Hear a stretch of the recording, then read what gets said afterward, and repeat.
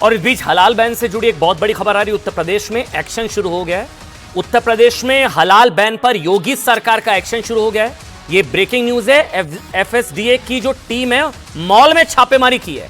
हलाल बैन पर योगी सरकार का बड़ा एक्शन और अब छापेमारी शुरू हो चुकी है। एफएसडीए की टीम ने मॉल में छापेमारी की है। यहां पर हलाल सर्टिफाइड प्रोडक्ट्स की चेकिंग की गई है। खाद्य सामग्री, कोल्ड ड्रिंक समेत कई आइटम्स यहां पर चेक किए गए हैं। हलाल सर्टिफिकेशन को लेकर लखनऊ के हजरतगंज थाने में एफआईआर जो दर्ज की गई है, वो एफआईआर की कॉपी भी इस वक्त मेरे हाथ में है, जिसमें आतंकी कनेक्शन भी कैसे लगभग साबित हो रहा है वो मैं आपको बताऊंगा। लेकिन अभी खबर आ रही है, एक्शन शुरू हो गया। मॉल में छापेमारी हुई है। यूपी में हलाल सर्टिफाइड प्रोडक्ट्स पर बैन लगा दिया गया। उसके बाद अब छापेमारी शुरू हो चुकी है।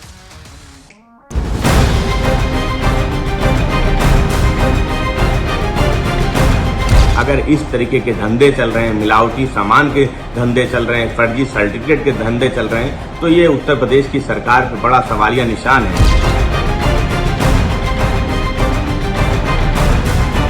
जो लोग इसमें शामिल हैं, जो संगठन शामिल हैं, यदि वो दोषी पाए गए तो निश्चित रूप से कठोर विधिक कार्रवाई की जाएगी।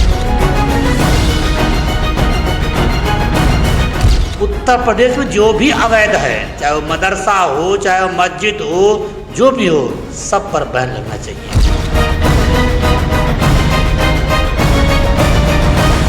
बैन करने की क्या बात होती है? बैन करने से तो लगता है कि सरकार कमजोरी दिखा रही है।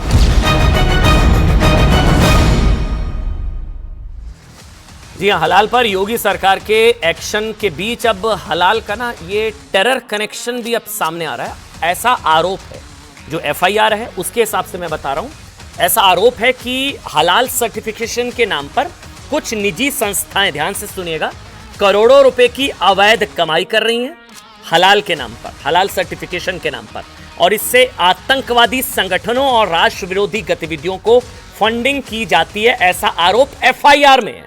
एफआईआर में इसका जिक्र है। इसको लेकर लखनऊ के हजरतगंज थाने में एफआईआर दर्ज कराई गई है। ये एफआईआर की कॉपी इस वक्त मेरे हाथ में है और इस एफआईआर में आरोप लगाया गया है कि कुछ ऑर्गेनाइजेशन, ध्यान से सुनिएगा, फर्जी हलाल सर्टिफिकेट जारी करते हैं।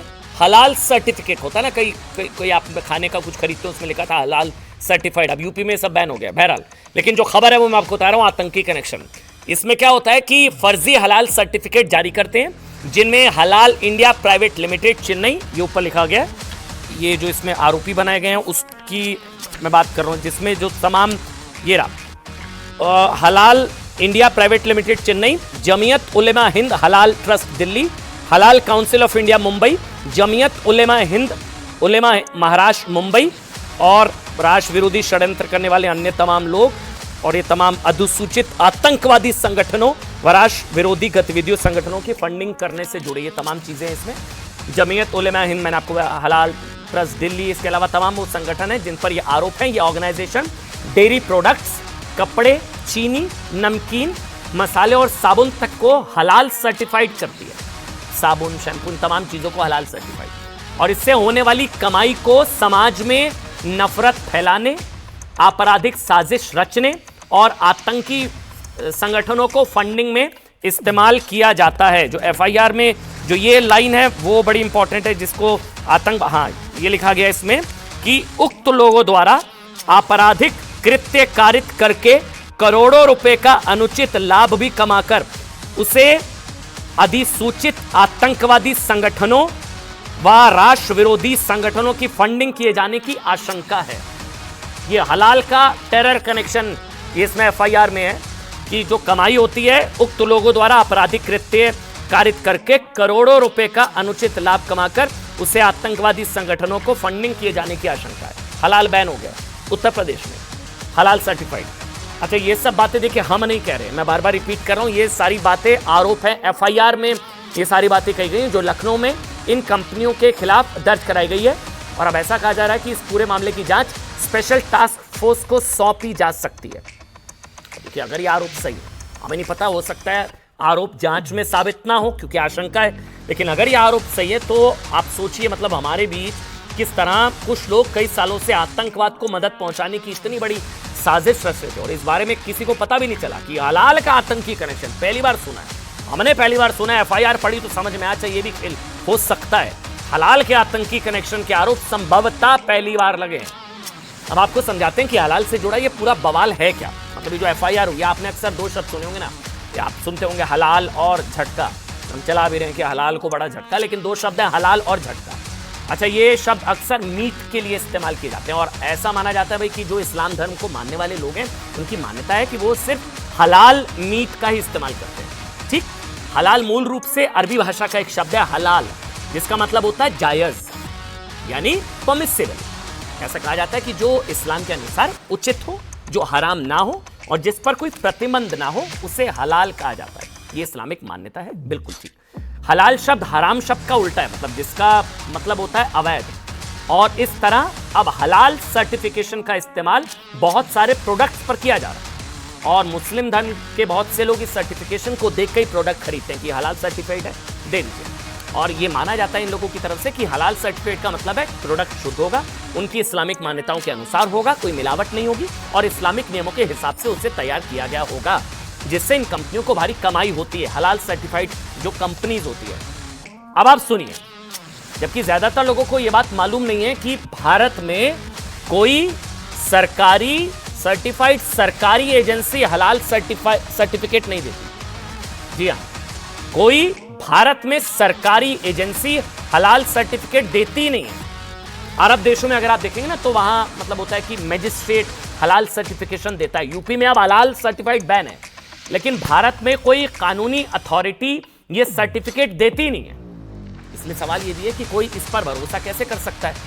दूसरी बड़ी बात यह है कि जब योगी सरकार ने उत्तर प्रदेश में हलाल सर्टिफिकेट वाले सभी तरह के प्रोडक्ट्स और दवाइयों की बिक्री पर बैन लगा दिया है, यानी हलाल सर्टिफाइड या हलाल सर्टिफिकेट वाले प्रोडक्ट्स अब यूपी के बाहर भले ही बेचे जाए, यूपी में अलाउड नहीं है और इनका बाहर निर्यात किया जाए, लेकिन उत्तर प्रदेश के अंदर अब ऐसे कोई भी हलाल सर्टिफाइड प्रोडक्ट नहीं बिकेंगे। FIR हो गई है, पकड़े जा रहे हैं लोग, छापे चल रहे हैं, अभी मॉल में छापा पड़ गया, मैंने आपको बताया।